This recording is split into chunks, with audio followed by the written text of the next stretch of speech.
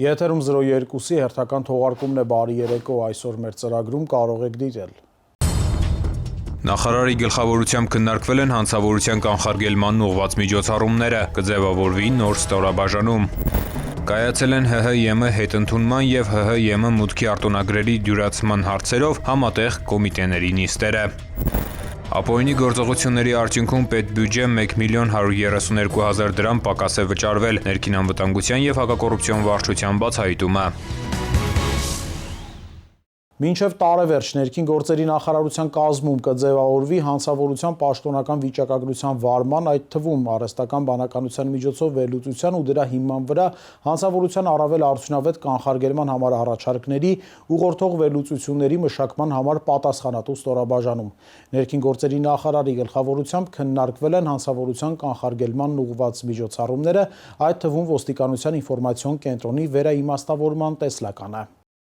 Ներքին գործերի նախարար Արփինե Սարգսյանը հանդիպել է Հայաստանում Շվեդիայի թագավորության նորանշանակ դեսպան Էվա Սունդկույսին։ Հանդիպման ընթացքում քննարկվել են միգրացիոն կառավարման, ոստիկանության բարեփոխումների և աղետների ռիսկի նվազեցման ուղղությամբ համագործակցության հնարավորությունները։ Կողմերը կարևորել են նաև միասնական զանգերի կենտրոնի ստեղծման գործընթացում շվեդական փորձի կիրառումը։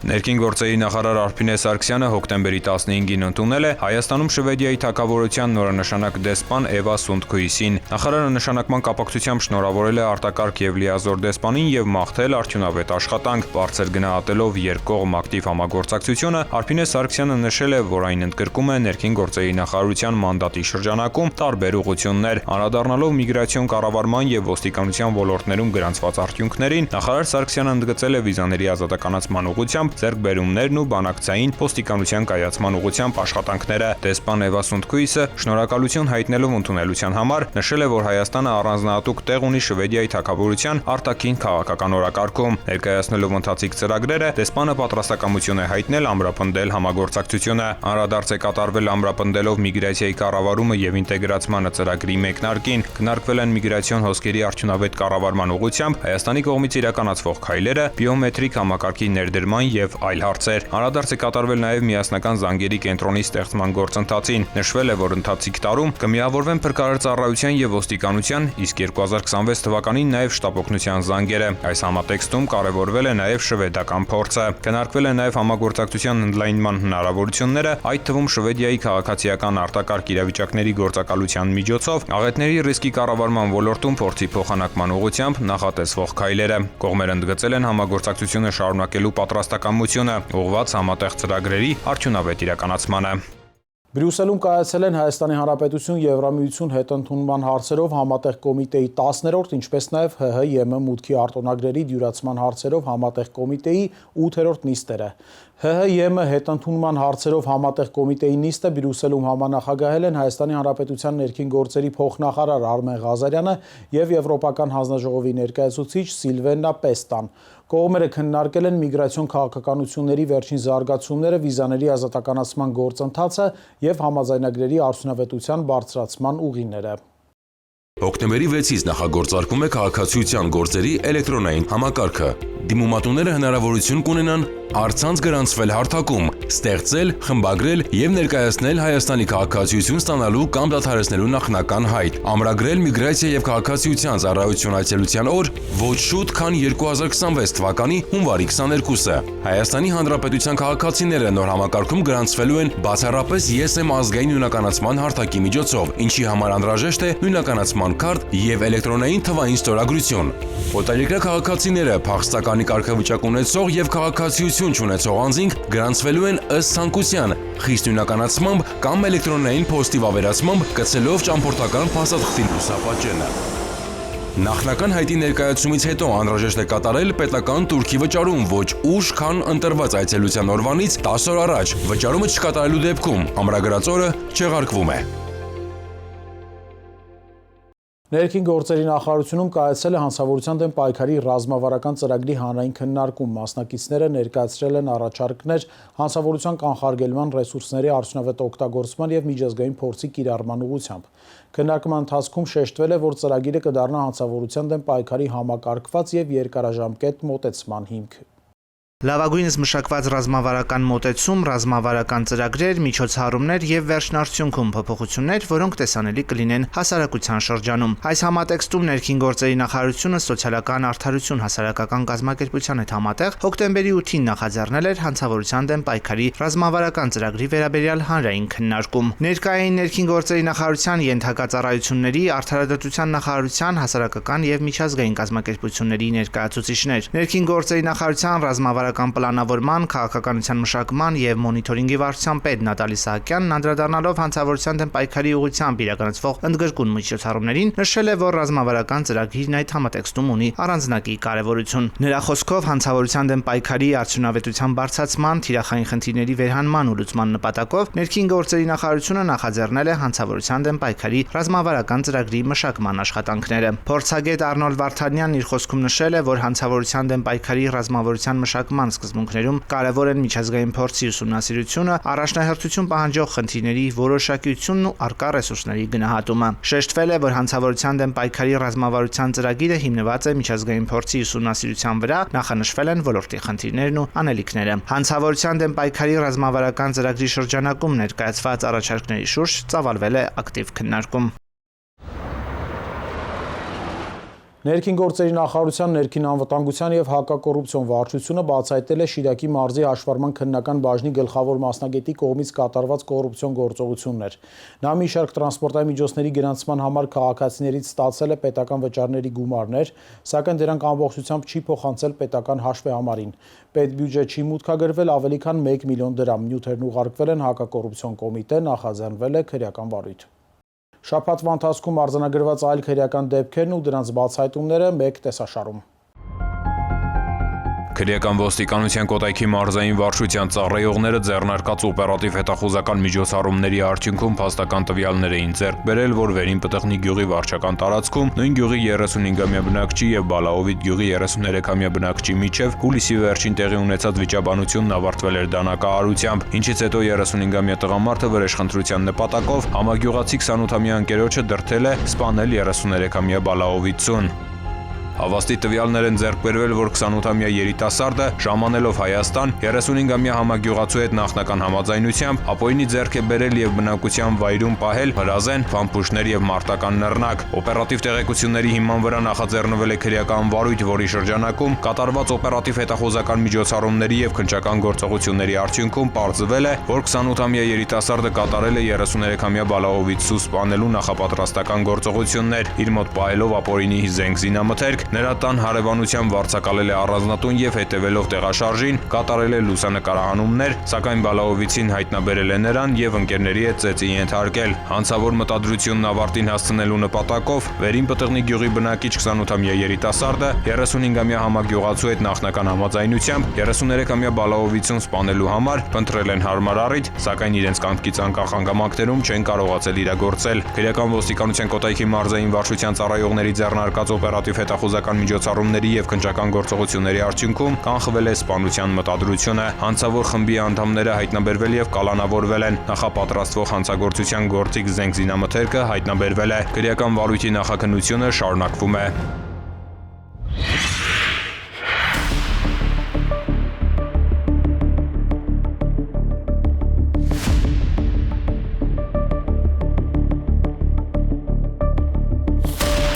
Քրեական ոստիկանության Երևան քաղաքի վարչության թմրամիջոցների ապօրինի շրջանառության դեմ պայքարի բաժնում ստացված օպերատիվ տեղեկությունն իրացվեց քրեական ոստիկանության թմրամիջոցների անօրինական շրջանառության դեմ պայքարի վարչության գործընկերների հետ համատեղ։ Ըստ տեղեկության, իրացնելու նպատակով Իրանի Իսլամական Հանրապետությունից մաքսանենգ ճանապարհով մեծ քանակությամբ թմրանյութեր ներկրվելու Հայաստան։ Օպերատիվ տեղեկության իրացմանը մասնակցեցին նաև ազգային անվտանգության ծառայության Սյունիքի ու Շիրակի մարզային վարչությունների, քննչական կոմիտեի ու ոստիկանության բարեկային ծառայության աշխատակիցներ։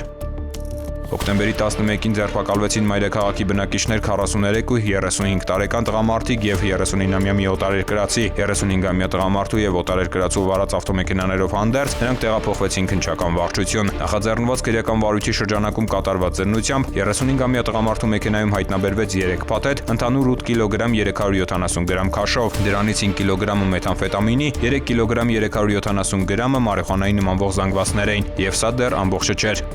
Շարունակելով օպերատիվ տեղեկության իրացումը, Մաքսանենք ճանապարհով առանձնապես խոշոր չափերի թմրամիջոցներ ներկրելու եւ իրացնելու կասկածանքով ձերբակալվեց եւ իր վարած ավտոմեքենայով հանդերձ նախաքննական մարմին տեղափոխվեց մայրաքաղաքի բնակիչ 50-ամյա մի տղամարդ։ Արդեն հաջորդ օրը դատարանի որոշմամբ կատարված խոզարկությամբ նրա ավտոմեքենայում հայտնաբերվեց մեթամֆետամինի նմանվող 2 կիլոգրամ 50 գրամ զանգվածով փաթեթ։ Բոլորն էլ կալանավորվեցին։ Հոկտեմբերի 12-ին դարձյալ դատարանի որոշմամբ խոզարկություն կատարվեց նաև 39-ամյա օտարերկրացու վարձակալած Էջմիածնում գտնվող քոթեջում։ Հայտնաբերվեցին 238 գրամ հերոինի, 144 գրամ ապիոնի եւ 761 գրամ մարիխուանայի նմանվող զանգվածներ։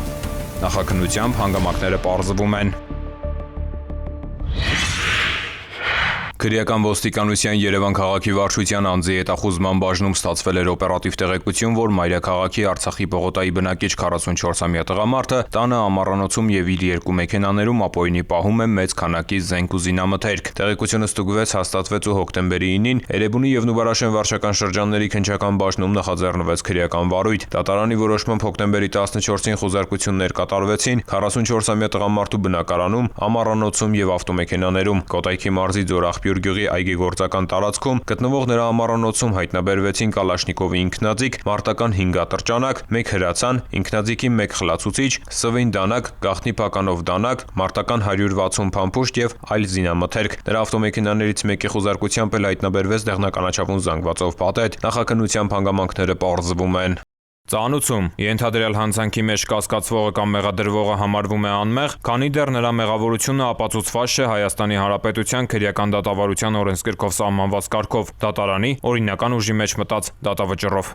Համայնքային ոստիկանության գործունեության հիմքում բնակչության հետ ակտիվ համագործակցությունն է։ Համայնքային ոստիկանությունն ունի 57 տարածքային բաժին, 12-ը Երևանում, 45-ը մարզերում։ Յուրաքանչյուր բաժնի կողմից սպասարկող վարչական տարածքն իր հերթին բաժանված է մինչև 7500 բնակչություն ունեցող տեղամասերի։ Համայնքային ոստիկանության գործառույթներն են ոչ մեծ եւ միջին ծանրության հանցագործությունների բացահայտումը, ընտանեկան բռնության, ինչպես նաեւ անչափահասների կողմից կատարվող հանցագործությունների եւ իրավախախտումների կանխումը։ Համայնքային ոստիկանության գործունեության հիմնական սկզբունքներն են սպասարկվող տարածքի առանձնահատկությունների իմացությունը, բնակիչների խնդիրների իմացությունը, կարիքների գնահատումը եւ դրանց արձագանքումը, բնակիչների համախմբումը հանրային անվտանգության մակարդակի բարձրացման շուրջ, հասարակական կարգն ու անվտանգությունը ապահովելու, հանցագործություններն ու իրավախախտումները կանխելու գործում բնակչության ներուժի օգտագործումը, հանրային պատասխանատվություն ու վերահսկողությունը եւ գործունեության թափանցիկությունը։ Ոստիկանության հանդեպ համայնքի վստահությունը կարևոր նախադրյալ է արդյունավետ համագործակցության եւ իրավակարգի կայունության համար։ Սպիտակ համայնքի կամավորական Հրշեջ փրկարարական հենակետը հոկտեմբերի 10-ին վերանորոգված ու վերազինված հանձնվել է շահագործման։ Հենակետը վերանորոգվել ու վերազինվել է միջազգային գործընկերների աջակցությամբ, իսկ որակավորված կամավորները ցուցադրեցին իրենց մասնագիտական հմտությունները արտակարգ իրավիճակներում։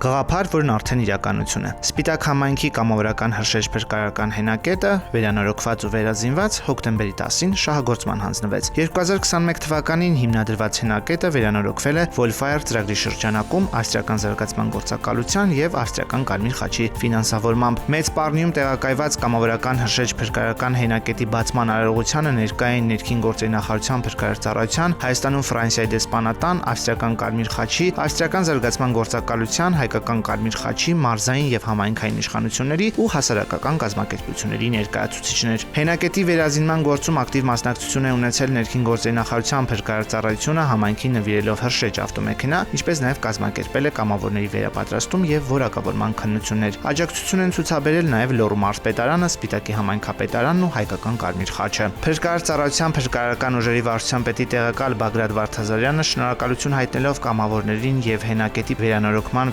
վերազինման գործում իրենց ներդրումն ունեցող կառույցների ներկայացուցիչներին ընդգծել է կամավորական մշակույթի զարգացման ուղղությամբ գործնական քայլերը։ Ավստրիական Կարմիր խաչի ծրագրի ղեկավար Թիերի Ժերարը շնորհավորելով հենակետի կամավորներին նշել է, որ ավստրիական ընկերությունն այս կերպ աջակցություն է հայտնել Սպիտակ համայնքին։ Ներքին գործերի նախարարության փրկարար ծառայության ներկայացուցիչները որակավորված կամավորներին հանձնել են կրծքանշաններ։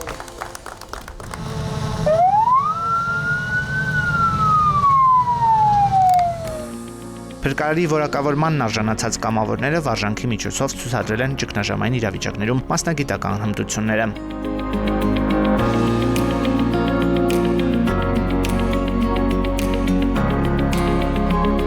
Համայնքներում կամավորական հրշեջ փրկարարական ինստիտուտի ներդրումը բնակչության անվտանգության ապահովման, ճգնաժամային իրավիճակներում արագ արձագանքման համատեքստում կարևոր քայլ է։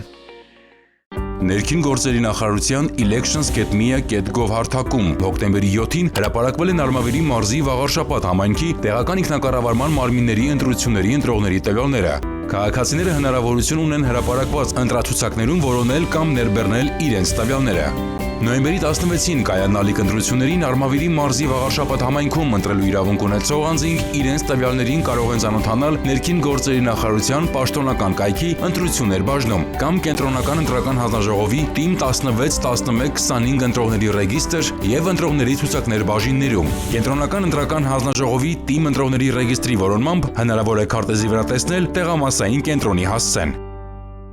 Փոքր Վեդի համայնքում անցկացվել է համալիր ուսումնավարժություն ջրամբարի պատվարի փլուզման դեպքում համայնքի պաշտպանությունը կազմակերպելու նպատակով։ Ուսումնավարժությանը ներգրաված էին փրկարարական ստորաբաժանումներ, հոգեբանական աջակցություն տրամադրող մասնագետներ եւ առաջին օգնության թիմեր։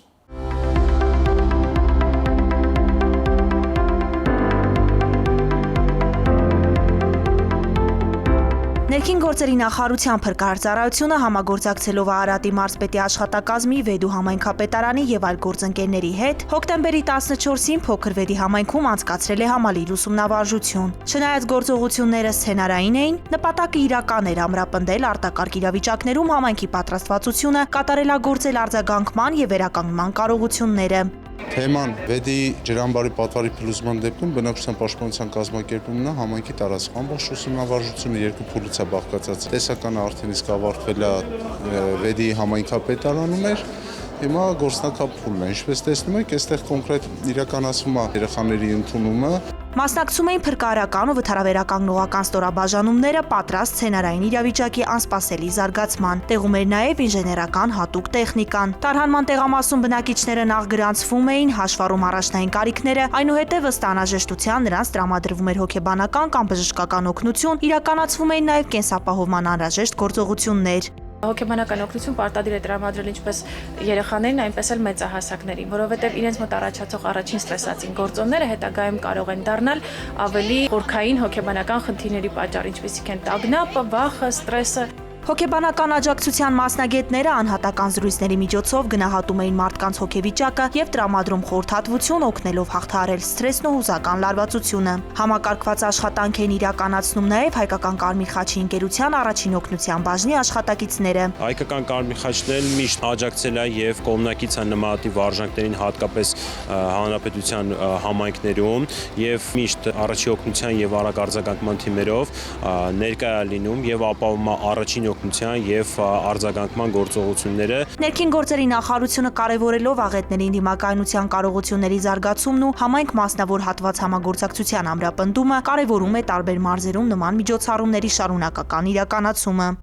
Մեր թողարկումն ավարտվեց, կհանդիպենք հաջորդ շաբաթ։ Ցտեսություն։